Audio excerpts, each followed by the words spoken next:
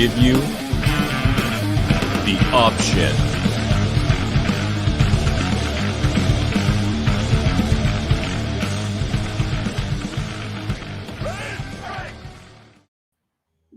Welcome to the pre-snap. It's week 3. We're the option. I'm James. He's Chris. Chris, what's up, buddy? Not too much, buddy. Week 3. I can't believe we're almost a quarter through the season. We waited so long to get here, and it seems it's just flying by, buddy. It's going quick, but I mean, it's been amazing. We've had some awesome games from weeks 1 and 2. We had some fun. We've had some fantasy heartbreak. We've had injuries. I hate injuries. So I'm mainly 2-0 in most of my leagues, so I'm doing all right to start. But it's still a long stretch of the way. So are you ready for week 3? We got a lot of fun happening here this week. Some good games on the slate. Yeah, I'm ready for week 3, buddy. I'm ready for the Saints to turn the corner and hopefully get a win. Which corner are they turning exactly? Hopefully the same corner they turned against. They're going to turn the corner and lead back right into the traffic jam that they're in. It's not like it's going to make much of a difference. You bite your tongue, but before we get into anything week 3, make sure you like the stream, subscribe to the page, head over to your app store, download the U Stadium app, dive into the fantasy football stadium that's there where you can ask all your starts and sits, trade advice, lineup options, and everything else under the fantasy sun. That's it. That's right. So we got a pretty cool show for you guys today. We're going to be answering questions. I see one's on the screen there. Let's take that while we're here. So who do I start? PPR, Madison, Zeke, or Swift? Dalvin Cook hasn't been ruled out exactly yet, so you got to wait on that Madison situation. We're still unknown. It's a 4:25 game start, so that's going to come out a little bit later, unfortunately, because and Zeke's on Monday night, and I think Detroit's the 1 o'clock. So I like Zeke. I don't know if I would trust Madison yet. Just you threw a blender on the first question. Yeah, right? I like Zeke. I like Swift. In a full PPR, though, I think I'm going to lean Swift because of the fact that I think he's going to get more throws than anyone else. Yep. Swift versus Baltimore. Yeah, I'll take that. So, so like I said, we have a jam-packed show for you guys today. We're going to be answering your start sits. We have our own start sits. We have some over-unders, and we have a new segment that we are debuting today. It is being called Dual Takes. And this segment, we're going to actually let you, the fans, jump onto the show with us. You're going to give us your hot take of the week or of the season, depending on what you guys want to talk about. You're going to have a few minutes to go back and forth with us, and we're going to be debating with you. So it's going to be kind of cool. We got 2 guests coming on for today, so that should be fun. We got Holder Cantor. We got Michael Pittman, Odell Beckham Jr., or Sony Michelle, full PPR. Chris, go ahead. I like OBJ coming back on Cleveland, especially with Landry out. I think he's going to have a decent game, but the safest floor out of the 3 for me is Michael Pittman in the full PPR. Sony Michelle is going to see a safe workload, but against the Tampa Bay Buccaneers run defense, I don't like it. So between Michael Pittman and OBJ, Pittman has his game legs under him, and OBJ is just starting to get into the game. So give me Michael Pittman in that situation. We also don't know how much OBJ plays. It could be a smokescreen because they have no wide receivers, right? So come on, you don't believe in DVP? No. Speaking of that, let's get into some of their quick injury notes so everyone has a quick update on what's there. Do you want to read the outs? Go ahead. Sure. Out so far confirmed Tua Tagovailoa with a rib injury. He's actually put on the IR. Deontay Johnson's missing the week with a knee injury. Russell Gage, who's been non-existent, is out with an ankle injury. By the way, he's been producing. I thought he's been out since the start of the season. Tevin Coleman is out with an illness. Antonio Whole Lot of Money Brown is out with COVID-19. Darrell Henderson is out with a rib issue. T. Higgins is out with a shoulder issue. Andy Dalton is out with a knee issue. Jermichael Hasty, and I think Elijah Mitchell's been ruled out as well. Yeah. Wow, that's a lot of injuries. On the parts that are in, some that are surprising me, Carson Wentz is going to start with both his ankles sprained, so I don't know what he's going to walk on.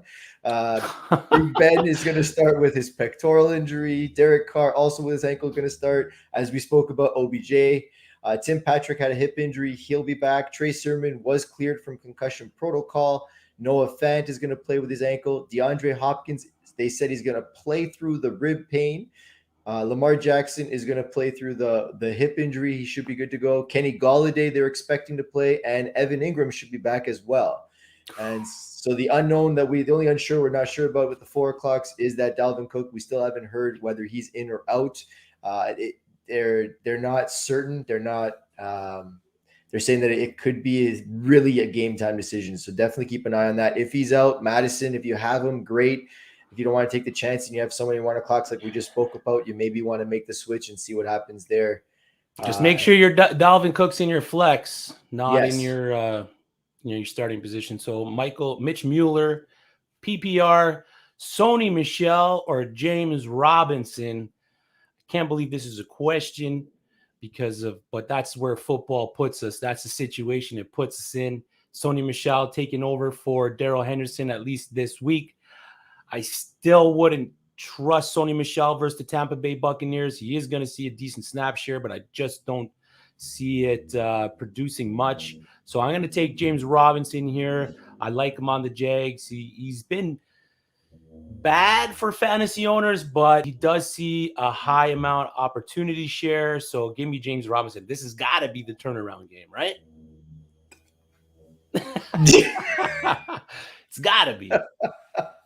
I don't like either of your choices, by the way. Sorry. Holding Cantor, Hollywood Marquise Brown, or Devin Singletary in the flex PPR for another league. I like Hollywood Brown here over Devin Singletary this week. James, do you feel the same? Oh, yeah. I mean, how can you not start Hollywood? Have you seen the start that he's had? His last, I think, 7 games dating back to last season have just been on fire. I think it continues. There's still no Rashad Bateman.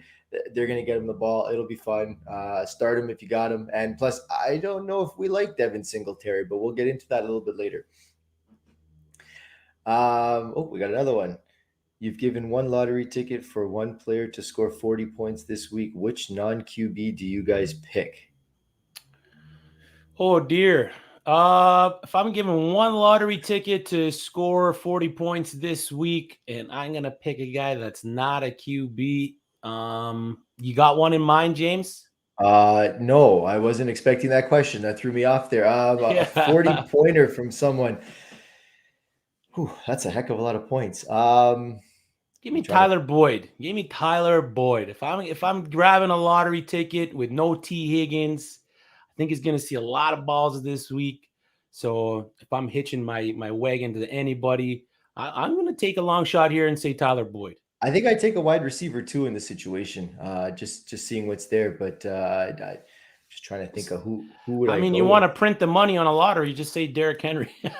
I was leaning Derrick Henry. I really was, but I'm like, that's too, can't go Derrick Henry, can we? So yeah, no, I like the Boyd pick. I think Boyd's gonna have a really good week this week, but we'll have to see. DK Metcalf says Phil. DK could have a big one. I mean, Tyler Lockett has looked like the better wide receiver through 2 weeks, and I ate my words on that, but we'll see. Maybe DK shows up. So who should I start? Your boy Zach Mari. Pascal. As opposed to who, you know what I mean? That's it's a tough question. I mean, if you have no other wide receivers and you're looking at a flex spot, he's been a little touchdown dependent from what I've seen. So I don't know if great week 1. Yeah, they're facing a little bit of a tougher team in this one. And we don't know if Carson Wentz is going to finish the game, so it's tough to really have full faith in the wide receivers on Indy. I would rather have more faith in the running game because I think they're going to lean on the running game. So if you got other options, I think I would start the other options over Zach Pascal. I would say no to Zach Pascal just based on the volatility at the QB position. James White or Damian Harris versus the Saints. I mean, the Saints have only allowed 2.2 yards per carry to the running back this year, only 138 yards allowed in total. I don't like any running backs versus the Saints, but if I'm going to pick one here, I think I'm going to go James White just based on the fact that he's going to be Mac Jones's safety blanket. I love how you had that stain stat just like that, like as if it's your favorite team or something. That's what I do. Black and gold to the Super Bowl. All right, Mitch Mueller, PPR, Mike Williams, Marvin Jones Jr., or Jamar Chase? awesome options, all three of them. I'll start with that. Marvin Jones is the number one for the Jags. I mean, he's been getting the ball a lot. We're going to talk a little bit about him later. Jamar Chase with T. Higgins out. I mean, Jamar Chase should get an uptick as well. So should Tyler Boyd. And Mike Evans has been the touchdown Mike guy Williams. Mike Williams has been the touchdown guy for that team. So, Chris, which one do you like more? Give me Jamar Chase out of the three. Just based on his opportunity share is going to arise. No T. Higgins. I like the other options as well, but if I'm going to rank them, I'm going to go Jamar Chase, Mike Williams, and then Marv Jones. Cool. D Weathers. So we got standard tight end Pitts or Kittle, and then a flex Mike Williams, Trey Sermon, or Rondell Moore. All right, we'll answer one each. Which one do you want? I'll take the tight ends. I like give me Pitts versus Kittle. I think this is the breakout game for Kyle Pitts. Can I take the tight ends too and agree with that? Yeah, you can agree and then take the wide receivers. Or on the flex side, I'm gonna say it's between Mike Williams and Rondell Moore. I like Trey Sermon because he should be starting, but again, don't know what's gonna happen with that backfield there, and you don't know if he's gonna make it through the game. So I'm gonna go with the high upside of the fact that Hopkins is a little banged up. They may not throw too much to him. I'm gonna say Rondell Moore. I like it. All right. Terry McLaurin, and Sterling Shepard. I thought that was all one guy. I was gonna say, holy, never heard of that guy. Oh, those are his other guys. Yeah. Terry McLaurin, Sterling Shepard, DK Metcalf, Calvin Ridley, or Zach Pascal. Pick three wide receivers. Give me Sterling Shepard, Terry McLaurin, and give me the third one there, James. Are you okay with Shepard and Terry? I think I'd rather go DK Ridley and Terry over with Sterling. Just the upside. To be honest with you, Yeah, just because I'm good with that. I think especially with no gauge, Studs. right? They gotta throw to Ridley. I think it's between DK Sterling that I'm really having who do you think will have a better day kind of thing. Do you think Sterling will have a better day than DK? I think they have the opportunity to finish around the same kind of mark. Kenny Golladay is going to be on a snap count, so I don't see him getting too many opportunities. I think Sterling is the wide receiver one in the New York Giants. It showed through the first 2 weeks, but man, Terry McLaurin, DK Metcalf, and Calvin Ridley are all studs. You should be starting those guys. So it's very simple. Sit Zach. Do not ever start him. Always start those other guys. We already got those other guys. Yeah, geez. Don't make it complicated. SD Joe Hamilton, Rondale Moore, or Mike Davis in a flex half PPR. Thanks, guys. Thank you, Joe Hamilton, for the question. I mean, this one, I'm good with saying Rondale Moore. I was never a big fan of Mike Davis, and I still continue to not be a big fan of Mike Davis. I agree with you, sir. All right. Pick three wide receivers. Got a lot of good wide receivers. Diggs, Keenan Allen, Pittman, Marvin Jones, Robert Woods, or Terry. This is my second league. Attaboy. I like Diggs. Yeah, it's Stephon Diggs versus Washington. Scary Terry versus Buffalo, even though that one's going to be tricky. But I like Terry. He's a producer. I like Keenan Allen. And then Keenan Allen. Yeah, give me the studs. But I don't think you can go wrong with any of those three. Just make sure you're starting. Marvin Jones should be good with some garbage time. We're going to talk about him later. Bobby Woods will be good as well. I mean, you got some studs there. So basically, Pittman is the odd man out, and the other ones, I mean, you could just interchange on what you think is a better matchup. But yeah, we got Diggs, Keenan, and Terry. See if you can convert your league to an all flex league. Start them all. Or make me, if you need a running back, because I don't know how good your running backs are. Maybe I think you might want to make a trade for a running back. Flip a couple guys, man. Studs, nonetheless, man. Jeez. Okay, shall we get into our dual takes? Let's duel. Let's get our first one. Splash, want to pull up some of the screen there? Who do we got? Sam. You're on mute, Sam. All right, Sam, welcome to the show. This is our first guest, is our first fan. So like we said at the beginning, so the way this dual takes is going to take place is we're inviting you, the fans, to come on to our show. You're more than welcome to show yourself. You don't have to. We could just show an emoji. That's fine too. And you're going to give us a hot take. It could be something basically for this week alone. It could be something for a total season. We don't know what it is. You're going to basically come to us, and then we're either going to agree with you or debate. Normally, we're hoping to debate with you to have a back and forth, but you got 5 minutes to basically prove us on what you want and what your hot take is. So, Sam, welcome to the show. Thank you for Thanks, guys. being one of our followers and whatnot. And Big fan. the floor is yours, sir. What is your hot take? Well, first off, I want to know where can I get one of those snazzy shirts you guys got going on there? I mean, I need one of those. You gotta order them. DM us and we'll get you one, buddy. Oh, okay, perfect. All right, cool. So, I have my first one is really more of a long-term season type of thing that I'm thinking might be controversial, but I have Kelsey on one of my teams, and good. Yeah, no, amazing, right? But he's also getting up there. He's also, I may not make it with this team to the playoffs. So I'm thinking, do I trade him? I'm thinking I'm going to trade him. I think maybe I'm going to cash in on Kelsey now, and see what I can get in the market for him. What do you guys think?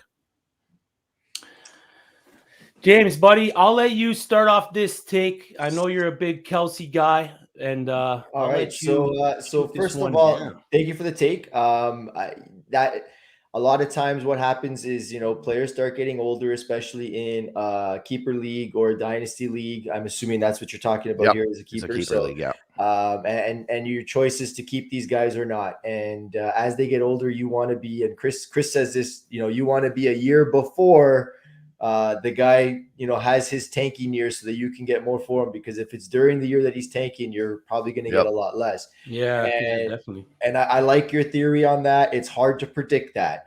Now let's talk Travis Kelsey. Travis Kelsey is not only the tight end one. Travis Kelsey could be a wide receiver one.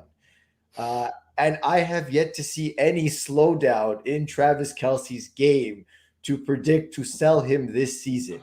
That is my issue with your take, because I could see what you're saying is, it's going to fall off. It's going to fall off. But they've been saying it's going to fall off for 4 years, and it hasn't fallen off. Like he has totally destroyed anything that anybody can think of in regards to, it's going to fall. And I'm looking at his numbers this season. I'm just pulling up here.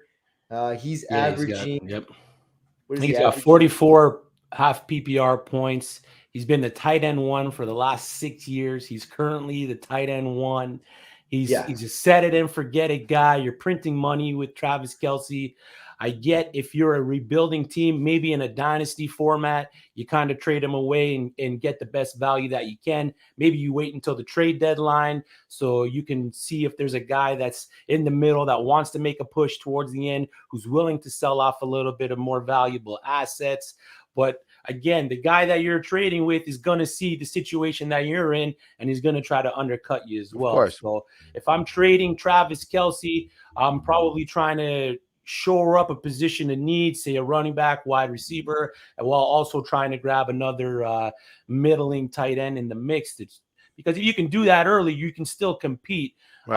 With that, I don't know if I can trade Travis Kelsey in a keeper league, because you're going to keep him for another couple years. If you're in a keep, how many keepers can you keep, Sam? 4 keepers, right? Yeah. So if you have other players, nice pieces that you can probably trade off to gain draft picks or maybe a better keeper, hold Travis Kelsey at least going into next year, which gives you a better chance to compete. Because again, like I said, Travis Kelsey's printing money, man.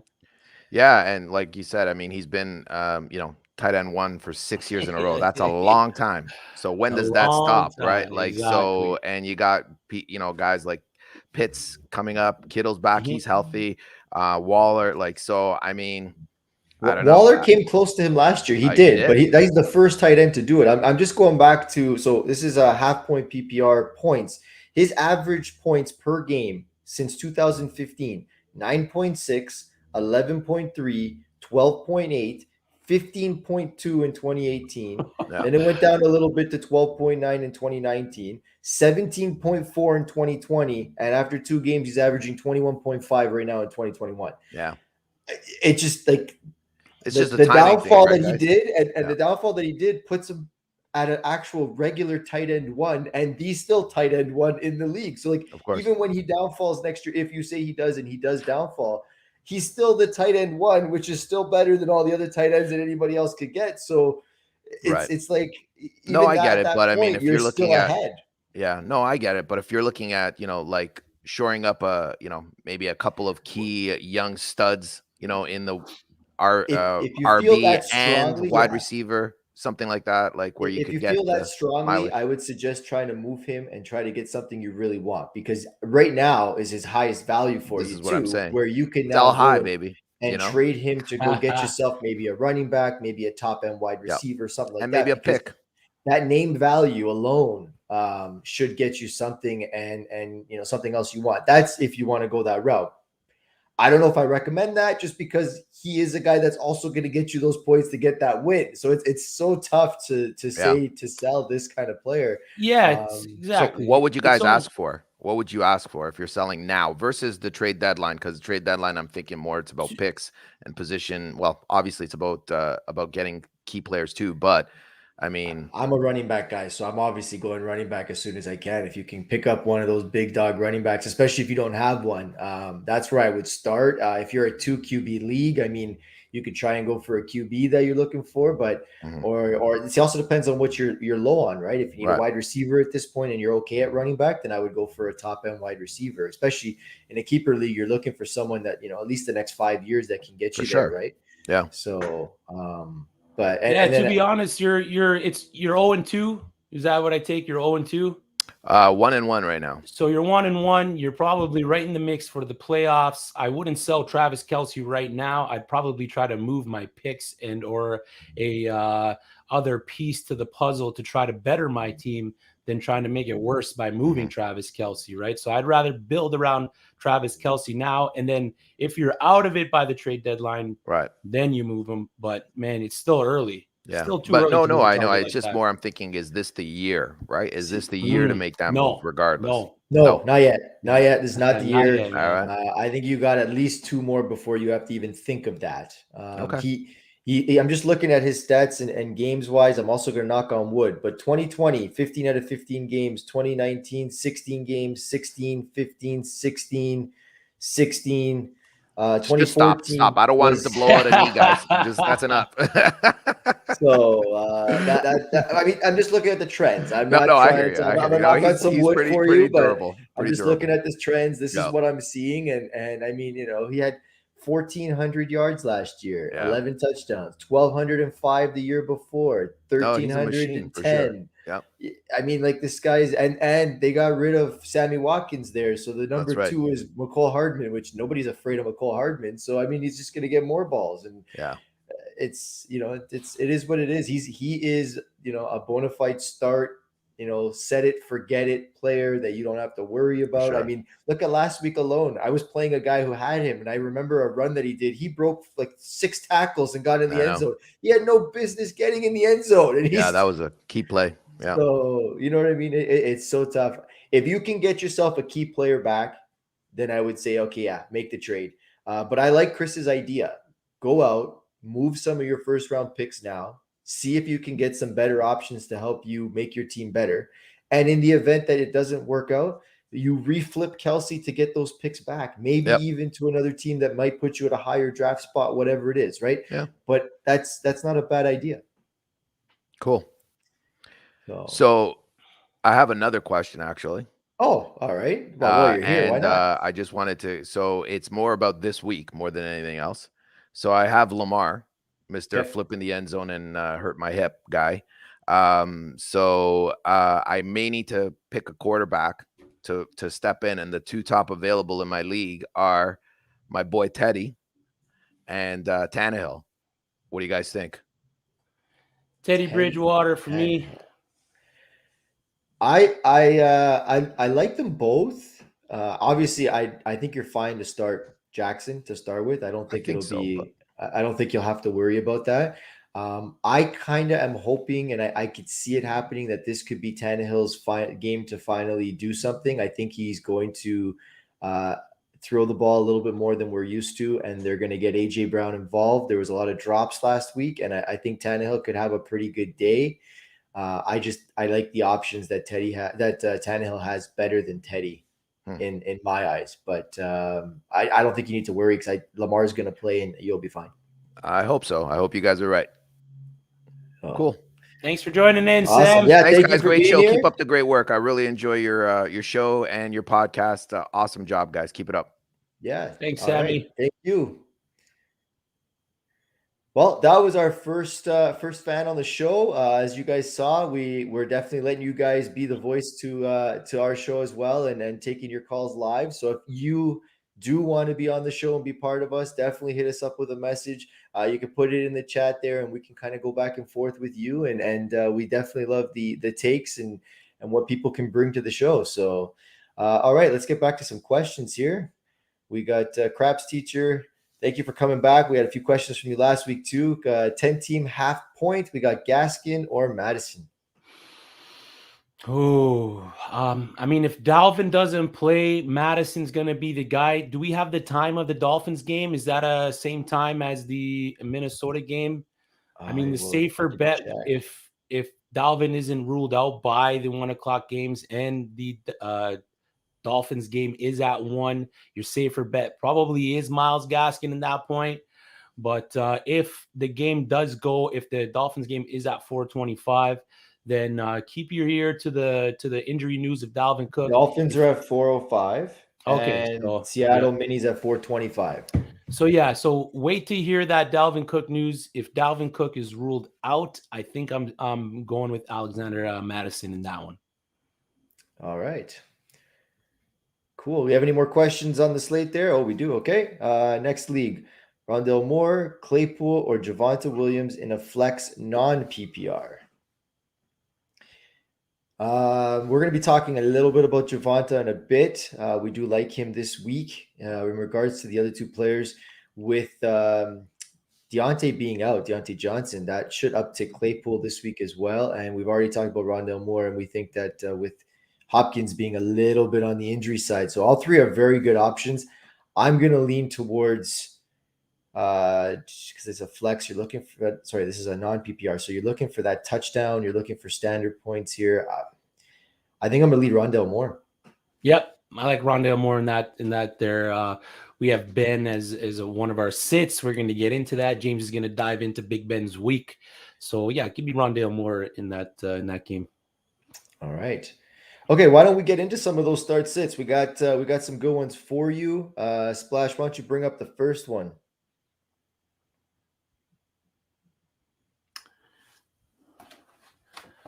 So first start sit, I think, is Clyde the Glide and Javonta Williams. We are starting. James, do you want to dive into Javonta Williams? Sure, I'll jump in. We got Javonta Williams versus the New York Jets. Okay, so let me start. The Denver backfield is exactly what a committee means in the dictionary. It is identical, 50 for 50.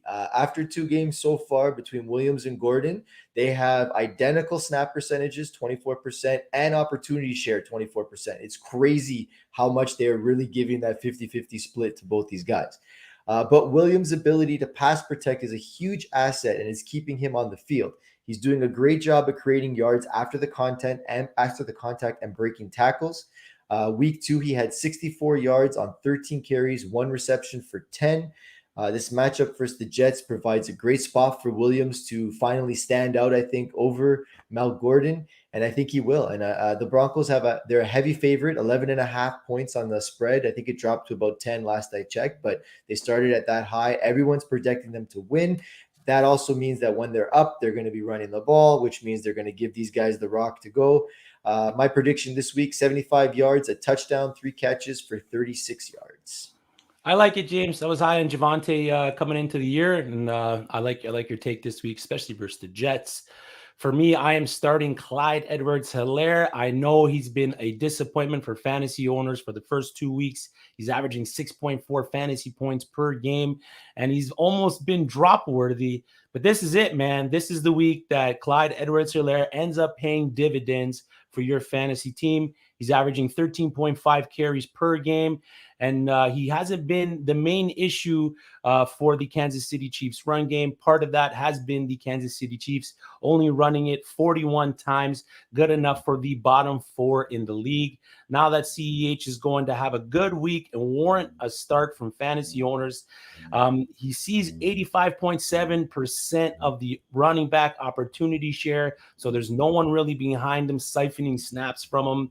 I got him going off for my week 2, 15 carries, 80 yards, a TD, 4 catches, 35 yards, good enough for 19.5 fantasy PPR points. The Chargers let the running backs go off for 23.1 fantasy points per game on average. That's about 143.5 yards per game and a TD. So the Los Angeles Chargers run defense hasn't been that great. So this is the week that I am starting Clyde Edwards-Helaire. Is this why you bought him in the 2 leagues or the league that we're in and you went and got him? Because I was curious as to why, because you've been ripping on me since he was drafted that Clyde was bust. Well, all of a sudden where he was drafted, I'm like, what's going on here? Okay. I wasn't against you drafting Clyde. I was against you drafting Clyde where you drafted him. My biggest thing that he wasn't going to live up to his ADP, especially in his first year, and he didn't based on where you draft him in the keeper league. So that was part of the going at you about that player. Okay. Does this mean I'm no longer going to hear you talk about Clyde this week? Yeah, officially put that away? Beautiful. You got it. Phantom Beast, Jared Cook versus the Chiefs or Logan Thomas versus the Bills.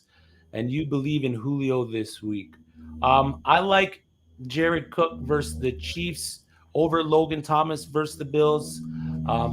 I like it's both tough matchups though. The linebackers on both those teams are pretty good, so either tight end should struggle. And I believe in Julio every week.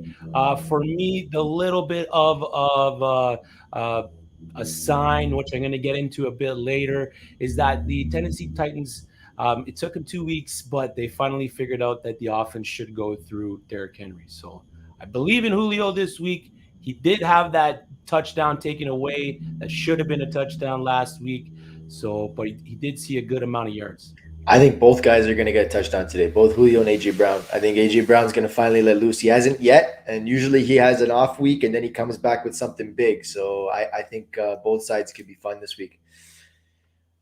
All right, the next one. Let's get into our next one here. Is it this the wide receiver sit? Yeah, that's what I thought it was. Chris, why don't you start with Corey Davis? Yeah, I'm sitting Corey Davis versus the Broncos. Part of me wants to start Corey Davis just because he's the number 1 target in that offense, but Zach Wilson versus this Denver defense just doesn't do it for me. Both Corey Davis and Zach Wilson should be starts for this week. Week 1, he was amazing, but most of you probably didn't play him. And then week 2, when you did play him, he poo-pooed in the bed. He got a solid 2 points for fantasy owners. He saw a decrease in snap share by almost 20%. I mean, part of that was the Zach Wilson throwing 4 interceptions, but Broncos are allowing a league worst 51.4% completion percentage to the opposing quarterbacks, which is the best for defenses in the league. I don't see Zach Wilson having a good day. Quarterbacks versus the Denver Broncos are averaging only 184 yards. I'm sitting Corey Davis because those numbers don't cut it from a quarterback. I don't think he's going to have a good game just based on the output of Zach Wilson. Yeah, I agree. I mean, that first week was so nice. I had him in a few leagues, and the next week was and I'm just seeing it. It doesn't look like it's getting any better. You didn't start in week 1. You start in week 2. I'm sure a lot of people did that, and that would have hurt. On the other side, I got Henry Ruggs as my sit versus the Miami Dolphins. What a week Henry Ruggs had, plus 100 yards and a touchdown. He's seen at least 5 targets in each game this season so far, but he was outsnapped by Bryan Edwards on Sunday. Edwards had 10% more plays than Ruggs did. Hunter Renfrow tied Ruggs in week 2 target share with 18.9%. Of course, the other thing is Darren Waller is there, and we all know he's the number 1 wide receiver. So with all of that, on top of what's going on there, they're playing the Miami Dolphins. And last I checked, Miami Dolphins have a really good cornerbacks. They got Byron Jones and Xavier Howard. It's going to be tough for Henry Ruggs to do anything this week. That Miami defenders, they're just going to lock them up. I think Henry Ruggs is going to be a bust. I don't see much coming out of him. I do think that the Raiders are going to win this game, but I don't think it'll be through Ruggs. I think Darren Waller is going to have a big game since he didn't have that well of a game last week. And Miami, they did have a bad week last week, so they're expected to atone for that this week. And Brian Flores, he's a great defensive-minded coach. He'll get them back on track. During week 1, he held the Pats to 16 points, so look for a closer game, and that's going to keep Ruggs under. So my projection for him, 3 catches, 42 yards, 0 touchdowns. All right. Last league, another flex. I have Kelsey as my everyday tight end. In flex, should I start Gronk or Madison if Cook is out? Ooh, Gronk's been fantastic lately. I always like to start my running backs. I don't like the double tight end start ever. I don't normally do it. I know Gronk he's been really good lately, but they are playing a tougher defense this week in the Rams. I don't see the 2 tight ends coming up this time. So what we're gonna do, I'm gonna go Madison if Cook is out. Yeah, Madison if Cook is out. If not, put in Roberto Gronkowski. All right, we're going to Kirk Cousins and Kyle Pitts. All right, so I'll start this one, Chris, if you don't mind. So I'm starting Kirk Cousins versus Seattle. Cousins has scored at least 26 fantasy points in both games that he started this season. He's averaging 28.6 on the 2 games. Dalvin Cook, as we've said, he's not 100%, so we don't know if he's going to start or not. So I would think that they're no longer going to lean on that run game if it's not Madison. Even if he's in, he's not 100%, so they still may not lean on that. The matchup should be a shootout between the Seahawks and the Vikings, and I think Cousins is going to basically be par for par with Matt Ryan. The first home game of the season for Mini, so I think they're going to want to show their fans that definitely they're ready to go, and they're going to have a big uptick in their the way they play this week. Cousins' past 5 home games, including last year, he's got 1,417 yards, 14 touchdowns, 2 interceptions for an average of 26.8 fantasy points a week. I'm projecting 282 yards, 3 touchdowns. Definitely get Cousins in your lineup. Hopefully we get a "you like that" moment from Kirk Cousins this week, because nothing's more electrifying than a Kirk Cousins "you like that." Moving forward, my start this week is tight end Kyle Pitts. No Russell Gage in that Atlanta Falcons offense, so there's going to be an opportunity for more targets coming his way. To me, this is going to be the breakout game for Kyle Pitts versus the New York Giants. The Giants are bottom 5 in the league for points scored by the tight end, averaging 12.5 fantasy points per game. Tight ends versus the Giants are averaging 8 receptions, 74.5 yards, and a TD. This is, like I said, this is the breakout game for one of the highly touted rookies coming into the league this year. Out of the 67 routes run by Kyle Pitts, 31 of those were run in the slot. They are lining him up as a wide receiver more than they are of a tight end. Again, Russell Gage is out. This is the game where he's going to eat. The New York Giants defensive PFF grade against the tight end is a measly 45.8. My projection for Kyle Pitts this week, 6 receptions, 75 yards, and a TD, good for 16.5 half-point PPR fantasy points. So fire up Kyle Pitts with confidence and don't look back. Yeah, I like it.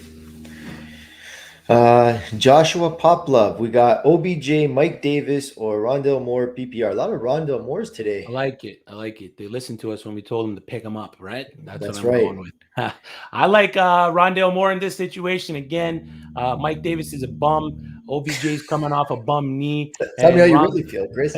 Rondale Moore is leading the team in a lot of the receiving categories, and he sees a small percent of the snap share. So if that continues to increase throughout these weeks, Rondale Moore is going to be a potential league winner for you. Start Rondale Moore. I like it. I agree. I don't like Mike Davis and OBJ. Like we said, we're not sure. Oh, you don't like Mike Davis? Not anymore. I did it. I did preseason. All right. Let's hit up our next one. All right, we got Ryan Tannehill, Big Ben. So this is a good one.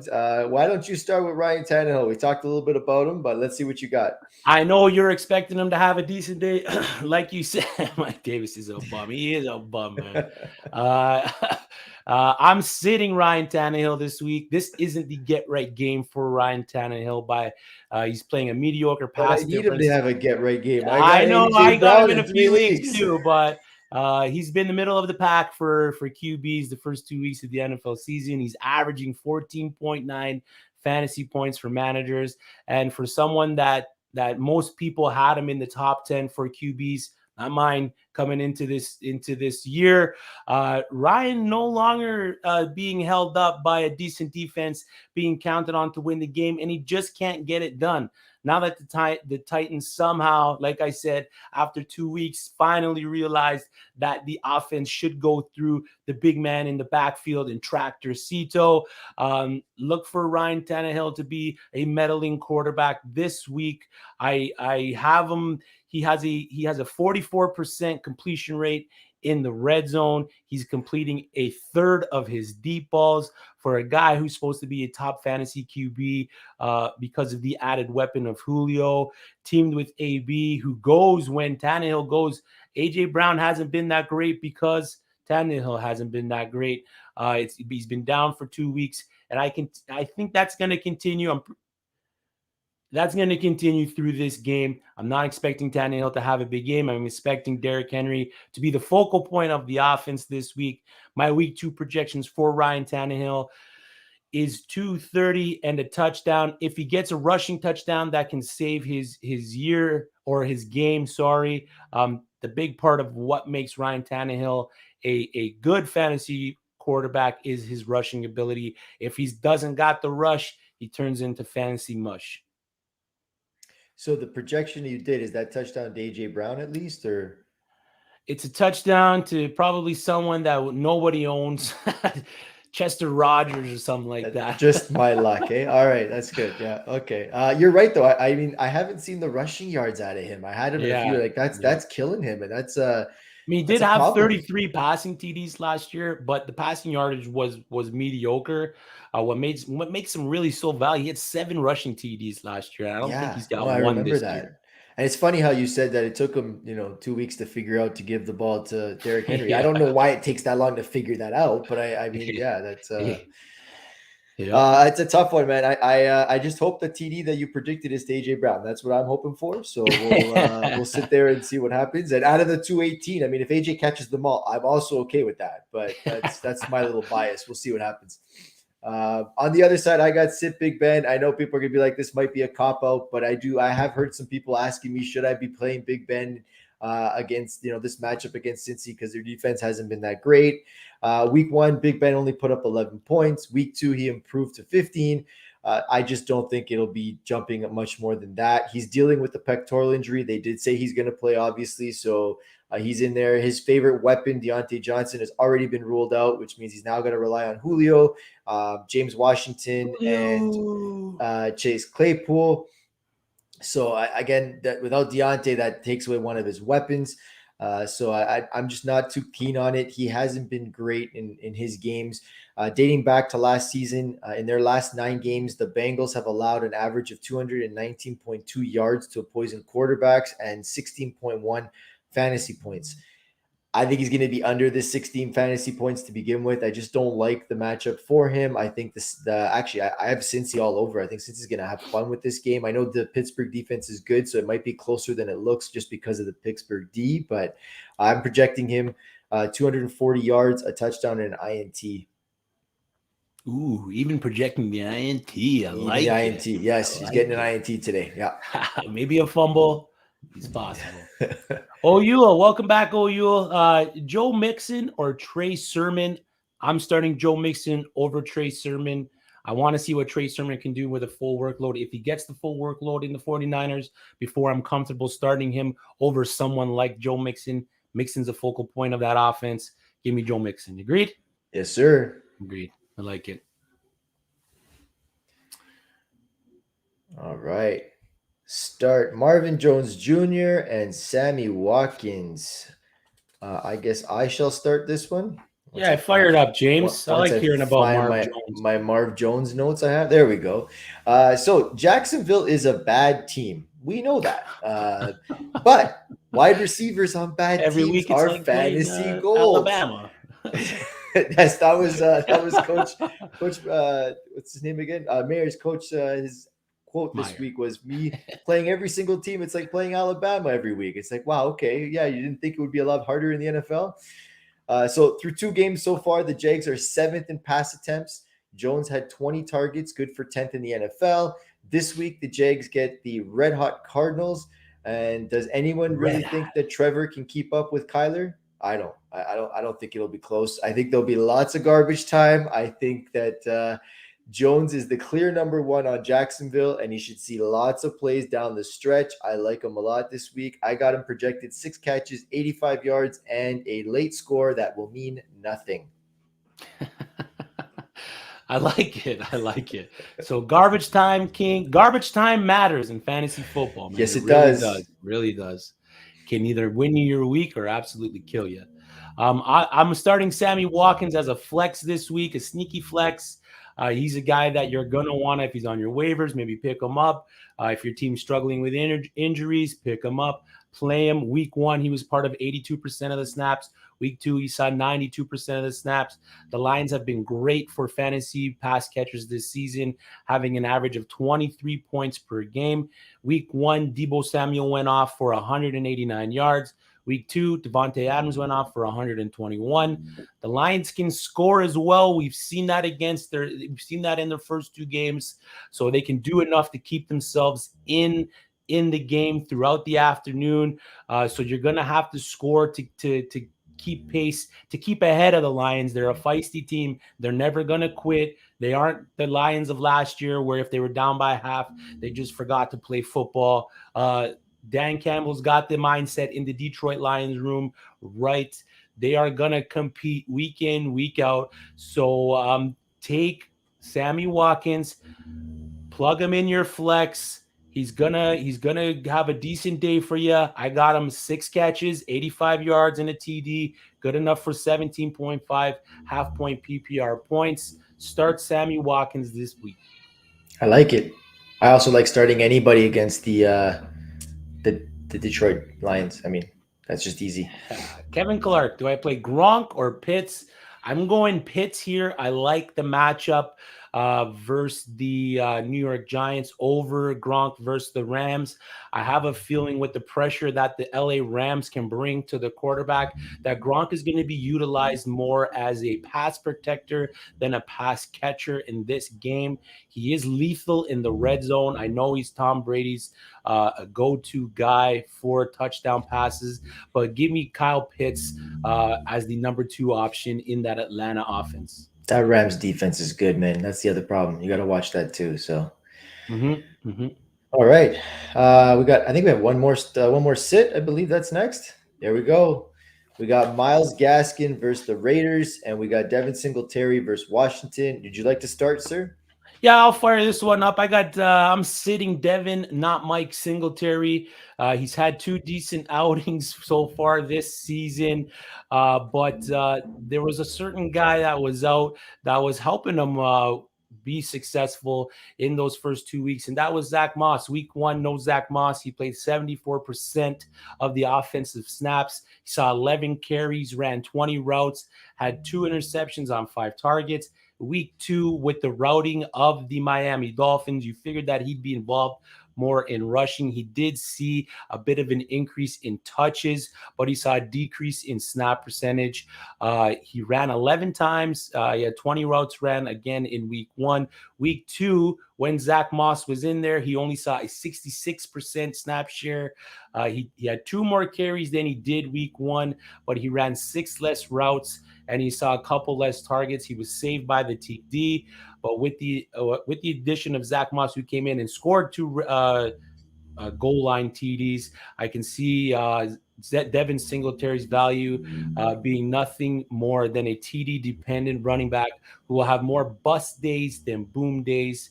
And today is one of those bust days. Versus the Washington football team, though, running backs have fared pretty well. They're averaging about 125 yards per game.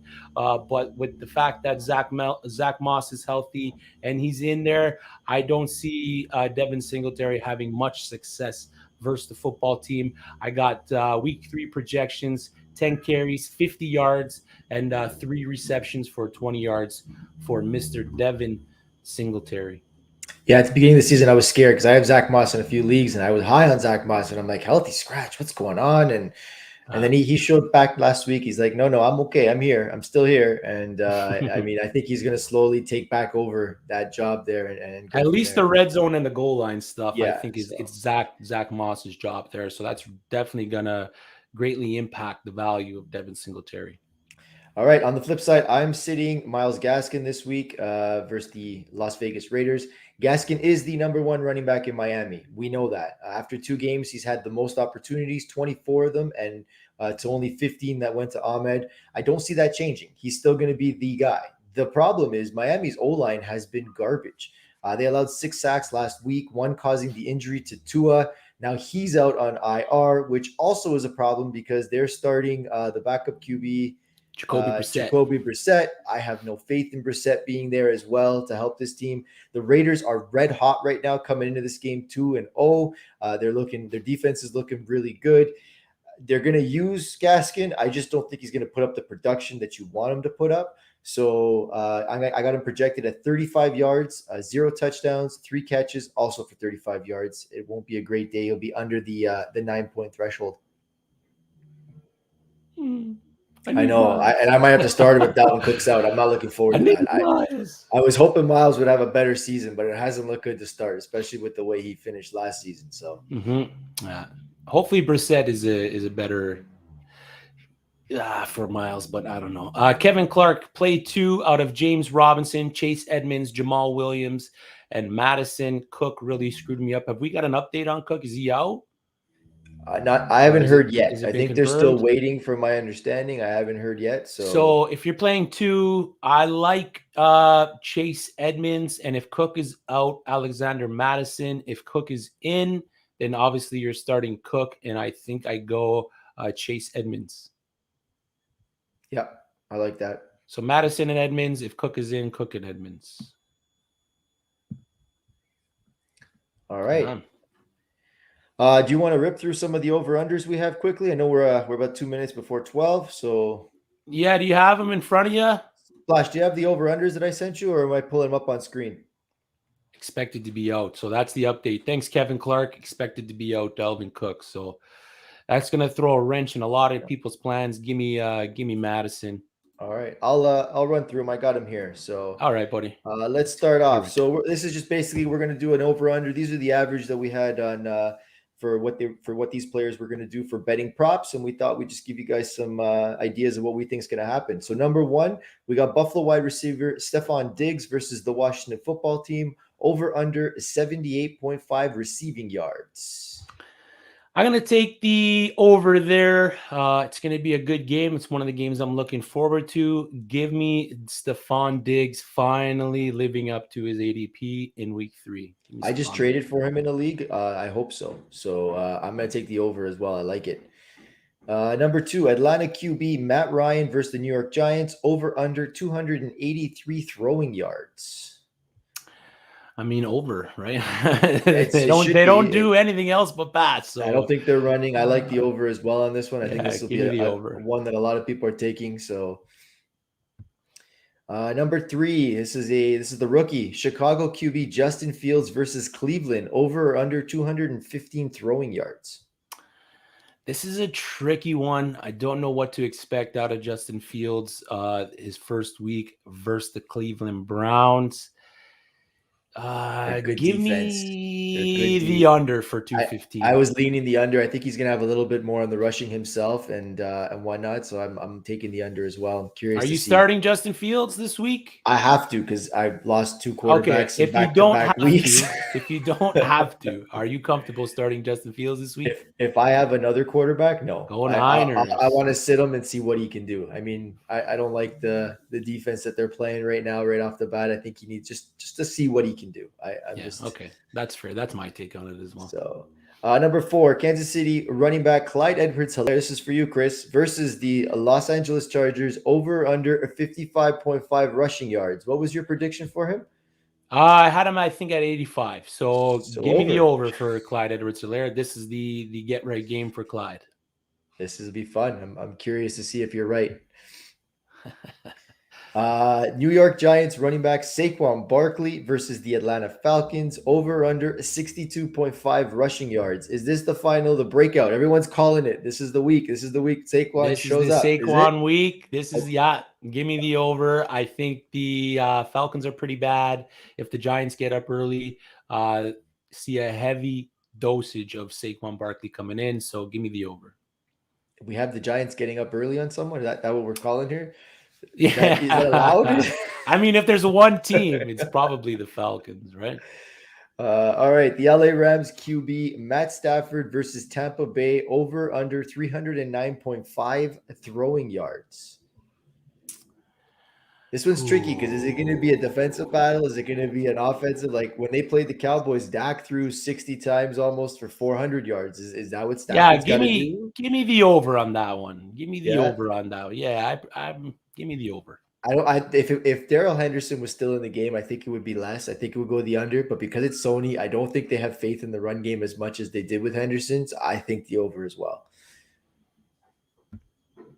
Number 7, Minnesota wide receiver Justin Jefferson versus Seattle over or under 73.5 receiving yards.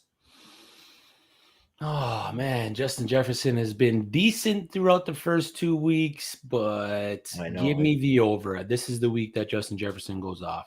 I'm actually going to take the under on this one. I don't think I just don't know with Justin Jefferson. I think Thielen's going to have a bigger game this week. All right, number 8, we got Green Bay wide receiver Davante Adams versus San Fran over under 86.5 receiving yards. Good defense. Go ahead. No, go ahead. I say good defense on San Fran there. They're starting to play a little bit better than that week 1 showing. Rodgers again had a great game, but it was against Detroit. Are we still seeing the uptick on Rodgers and Adams, or are they just flatlining? Where are we going here? Give me the over. There's no one else really catching the ball in Green Bay as usual. Robert Tonyan? Give me the over. Number 9, Baltimore QB Lamar Jackson with his hip injury versus Detroit over under 75.5 rushing yards. Give me the under. You think so, eh? Yeah. Interesting. I think they're going to be up. Although, you probably, if they're doing that and they're up, they're going to give the ball to Treson a little bit more. I could see that. I could see the under. Let's get to this question here. James Christian Colazzo. Daniel Jones versus Atlanta or Green Bay or Rodgers versus San Francisco? Daniel Jones versus Atlanta, Rodgers versus San Francisco. I mean, Daniel Jones has been lighting it up. I hate to say it and admit it. I called that he would be awful, but he has been good. San Fran's defense does look better than they were. We were just saying that just now. Is it wrong for me to say Daniel Jones is going to have a higher point total than I don't like the words. It already happened once this week. I don't like that. Year. No, I don't like the way that sounds, but I'm leaning Daniel Jones. La la la la la la la Ferrari. Yeah, I know. I don't like it. It sounds dirty. I don't like it. No. All right, our last over-under, Cincinnati wide receiver Jamar Chase versus Pittsburgh, over-under 59.5 yards. This was done before T. Higgins was out. I think we're both going over. Take over that one. Put a lot of money on that one if that's the line you're still seeing, because that's going to be a big one. But it should be good. So Jack Kaplan, Jets fan. Marvin Jones or Sony Michelle? I like Marvin Jones. Injury time. I think Give he's me going to Marv get you points. Jones. I'm not comfortable starting Sony Michelle versus that Tampa Bay defense. So Marvin Yeah, Jones. They held Zeke to 30 yards. That was awful seeing that. 11 carries. All right. I guess that's it. Do we have any more questions? Last call. Anybody? Nope. Okay. So, well, I got a Chris- question. wait. we got 49er something. media. Packers have third string tackle playing. I don't see Rodgers having much protection. Hey, I agree. I don't see Rodgers having much success versus the 49ers this week. The only thing with Rodgers playing the 49ers is that he always feels shunned that they didn't pick him. So he's always looking to stick the dagger into the 49ers. But That's it. Chris, you said you had a question for me. yes, Sterling Shepard or Allen Robinson. Sterling Shepard versus the Atlanta Falcons, who's been the wide receiver one for the New York Giants, or Allen Robinson versus the who the Bears playing? Remember? No, Cincy and no. I forgot who the Bears are playing. The Browns. Yes. Okay, so first question, is it versus me? Nah, no. Okay, good. Then I think I'm leaning towards Sterling Shepard. He's the number one, with the Kenny Golladay probably being on a snap count because he's not 100%. That means they're going to use him more. I think they're going to throw the ball. Daniel Jones has already looked at him way too much that I like to see it, especially because I don't have any Shepard shares. So I like him. The Allen Robinson situation, the only problem I don't like is that what's it called? That it's Fields' first game. I don't know how Fields is going to be versus him. So it could be interesting take on that. So I'm leaning Shepard just because I think the chemistry is already there, and I want to see what Allen Robinson does with Fields. Gotcha. Okay, thank you. All right. So that. Sorry, do we have our other guest on the line here, Splash? Is that what we're going with? Yeah, I think we have another dual take. We originally had two guests coming on for dual takes, and the other one was a little bit late, but he finally did show up. So we're going to introduce Frankie here for our number two take here. Frankie, welcome to the show. Welcome, Frankie. Fellas, you guys are killing it, but I will say this. I should be hosting my own fantasy show, because when I first started playing fantasy football in 2003, I had the best running back duo in the history of fantasy running back duos. I had Priest Holmes, 27 touchdowns in 2003, and I had Amon Green, 15 touchdowns. I tore my league up my first year, and I haven't won since, but yes. You sure you're not a Cowboys fan reminiscing back to 2003? What did I do that for? Oh, man. Let's just see what happens with Jameis Winston this week when the Saints lose again. Okay, then we'll talk. All right. No, you guys are doing a great job. I am going to have a fantasy show eventually, though. Me and Splash, I told him. So, yeah, we're gonna do some. We got some in the works. Well, Franks, thanks for being here. Why don't you take it away and give us your take? What is your hot take? Is it this week? Is it season? What are we looking at? All right, so my hot take, they call me Frankie Hot Takes, FHTs. If you own Alvin Kamara in fantasy football, trade him as fast as possible. Get whatever value you can get. Get a low-end running back too. Maybe Tony Pollard and a wide receiver too. Get rid of Alvin Kamara. That offense is going to be a catastrophe. We saw a reminiscence of what that is last week. It's going to get worse and worse until Taysom Hill ends up starting for the Saints. So I said this from week one. I didn't care about Jameis's performance. He only had 148 passing yards. Yeah. He had 5 touchdowns, granted, but he cannot do what we think he can. And if you own Alvin Kamara, you need to trade him as fast as possible and get as much value as you possibly can. I Chris, can see, you're the Saints. I can see a situation where I'm trading Alvin Kamara just based on a game script kind of thing. First week he had 20 carries, 80 plus yards. He was targeted in the passing game. Second week he didn't have as many carries, but he saw an uptick in routes run. He saw an uptick in receptions.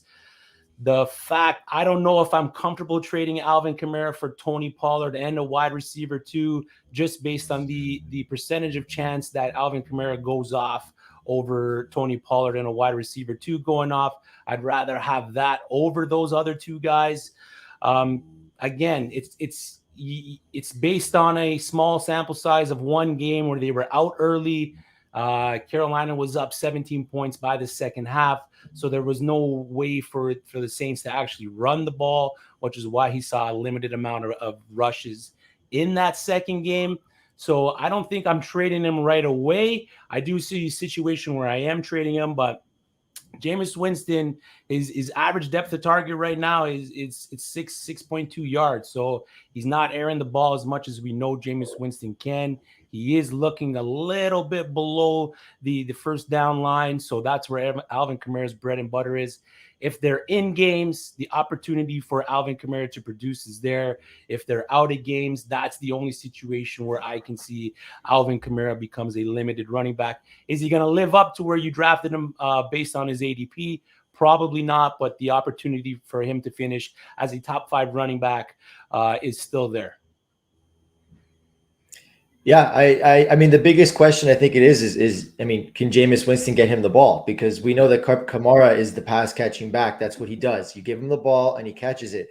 And there's no evidence to show that Winston has ever done that. But there's also no evidence that Winston has ever had a running back like Alvin Kamara. The running backs that he's had in the past that have given him the highest totals from what I'm seeing here, a Jacques Rodgers, who's the other one? Charles Sims. Like, I mean, his options of running backs to use were never even in the same category as Kamara. And we know that Sean Payton is a mastermind. He will find ways to get Kamara the ball. As much as you want to trade him, I get why you're a little skeptical and why you're scared right now. But I mean, I think the market that the value you're gonna get for him is not enough. And what you said, Tony Pollard and a wide receiver, I don't know if I'd want that for Kamara. I think Kamara is gonna get more value still because of the way they're gonna use him down the stretch than what Tony Pollard is. He hasn't taken over that role yet. And as much as people want to say he will, Jerry Jones is not giving Zeke away just to make him the backup. He's not paying him the money to make him the backup. There's too much money there. So he's still going to Well, this is where I was going with this also. And you guys are completely right. I agree with what you both said, but I do think there is some value in the style of play from your quarterback and how that transitions to a pass catching back. Mm-hmm. Now, I always said this with someone like Drew Brees, Tom Brady, let's say even Phillip Rivers. They do a good job of dumping the ball off. They know how to position the ball underneath. They run through the pass. They know how they have touch on their passes. And that transitions well with pass catching running backs. I remember when the Giants a few years ago picked up Shane Vereen from the Patriots. And I told everyone at that point with Eli Manning there, I said, this is not a good fit. Eli's a deep ball thrower. Eli doesn't do the dink and dunk underneath. That's not his game. He's a big ball thrower. A guy like Shane Vereen that works underneath isn't going to work that well with someone like Shane Vereen. Eli likes to throw the ball downfield. Where I'm getting at is Jameis Winston's a downfield thrower. You're not going to have the value underneath with tight ends and running backs out of the backfield like you would with someone like Drew Brees. It's not a coincidence Drew Brees worked great with Jimmy Graham. Brady works great with Gronk. Rivers works great with his tight ends. Gates, Austin Eckler. If you look at these style of quarterbacks and you take running backs and tight ends out of the backfield or underneath, it meshes well. There's certain quarterbacks that do. Like, for example, I'm a big Zach Wilson fan. Zach Wilson's not going to do well with a pass-catching running back in his career. He will do well with a deep threat because that kid's got an arm. Look at Aaron Rodgers. Aaron Rodgers has had issues with tight ends his whole career. Has there ever been a tight end you could ever say Aaron Rodgers had a great rapport with? No, a big ball thrower downfield. Jameis Winston, who's like the poorest man's version of Aaron Rodgers, he'll never get value out of Alvin Kamara because he doesn't know how to dink and dunk. There's an art to it. Not enough people talk about the art that's required to dink and dunk. It's not just, oh, if you have a big arm, it's easy to dump it underneath. No, it's not. You need touch. You need the placement. You need timing. There's a lot of elements to it. So I think when you look at, I do this sometimes, like when I look at quarterbacks, I'll say, oh, if this is a pass catching back, what kind of quarterback is this? And does it fit?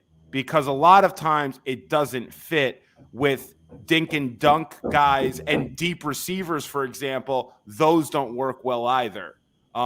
It's just something I looked at, and I'm telling you now, guys. I know Splash is going to get on me for this because he's a Jameis fanboy, but Jameis Winston is awful, and they are going to bench him by midseason. It's going to happen. I'm telling everyone this now. Two takes here, guys. Two takes. Yeah. So your take is really not sell Kamara because Kamara is bad. It's sell Kamara because Jameis Winston's bad. Yes. Okay. No, Kamara is great. Yeah, I have no issue with Alvin Kamara. I can see the reasoning behind that, but I think with the game plan that the Saints are going to run, it's eventually going to end up going through Kamara because let's face it, the wide receivers. There's no one there. Yeah, the wide receivers there. Granted, he is a deep ball thrower. The wide receivers there just are not going to cut it. So if the Saints have any opportunity to win games, it's going to go through Alvin Kamara. There's no real threat to his production in the backfield. So I'm okay with trading Alvin Kamara, but I would want quite a bit of juice on the other end. Yeah, and you probably won't get that because his numbers aren't that great right now. So you'd have to settle for something lower, which means you're not going to want to make the trade and kind of go from there. So it's an interesting take. I think we're going to see in the next couple of weeks what happens here. I think we need a little bit more out of Winston to really know that. Again, without him having the sample size to say he's never had this kind of running back, we really don't know. We're going off of, like Frankie said, you're going off of what you see on there. But I think they're going to have to game script to keep Kamara in it. So it'll be interesting. It's an interesting take. I like the way you're thinking there, Frankie. I like the way you're going with it, where you're trying to see that, and if you can sell Kamara and get something for him, we'd like to hear about it. Let us know if you make any Kamara trades from this. If this has interest you in going that route, definitely hit us up, send us a message, and let us know. And we'll keep an eye on this, and we'll definitely have to bring Frankie back on if things change or go his way. So, guys, I have a start-sit question. I'm in a pickle right here. I have a tough situation right now. I have Dalvin Cook. Apparently, he's not playing. Yep. The kid I'm playing, this asshole, picks up Ty Johnson because he knows he's playing at 4:00 when Dalvin's supposed to play, and he's the only other potential starter. So he made a good move, Anthony, in my league. Good move, but I'm going to get him back for it, though. I remember these things. They stay in my head for a while, so I'm going to remember this. I told him that. But is Peyton Barber just an utter disaster of a person I should try to pick up? Or do I start Nyheim Hines, who's playing at 1, and then because Peyton Barber's playing at 4? So for the Raiders, obviously Josh Jacobs is out. Do I start Nyheim Hines at 1 and just say that Cook's not playing, or do I wait until 4, get the Cooks officially out, and then start Peyton Barber? I'm in a bad spot right here. With the way the injury is to Cooks right now and the fact that he hasn't really practiced all week, even if he gets in there, I don't know if I'm comfortable with him finishing the whole game. And the more I hear, the more I read, and what we're seeing in the notes is that he's not going to play. So I would probably throw Hines in because he's going to start, and at least you're going to get that. I don't have any faith in Peyton Barber. So yeah, agreed on that. So he got 13 carries last week, Peyton. I was surprised. He had 26 yards. Again, even with he can have 18, 20 carries. It's not going to equate to anything. At least Nyheim Hines can get you the catches if it's a half point or a PPR as well.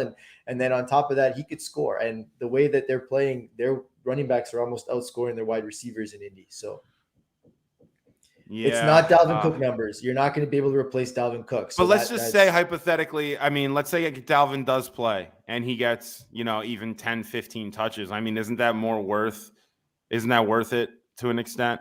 Isn't he, what if he doesn't the value play, there though? more than what if he doesn't play? You waited that long and he doesn't play, and then you got to start paying Barber. I mean, or what if he plays and gets hurt on the second play that he plays because he's already banged up? Like, you have no idea if it's a smoke screen, if he's really that bad, if he comes in and goes right out after one play, like that could hurt you too. At least the other guy's healthy and he's going to get the ball. They'd give Hines the ball. Yeah, that's true. Yeah, So, no, you make a good point there. Yeah, let me I might flip a coin on it, but that's my take. But all right. Well, anyways, guys, it is now 12:20. That is our show for week 3. Again, thanks, Sam. Thanks, Frank, for being here with us. We'll definitely be opening this up for next week and try to get some more fans on the show to come and talk with us. And good luck on your week 3 fantasy football. Hope you guys all win. Have a good night. See ya.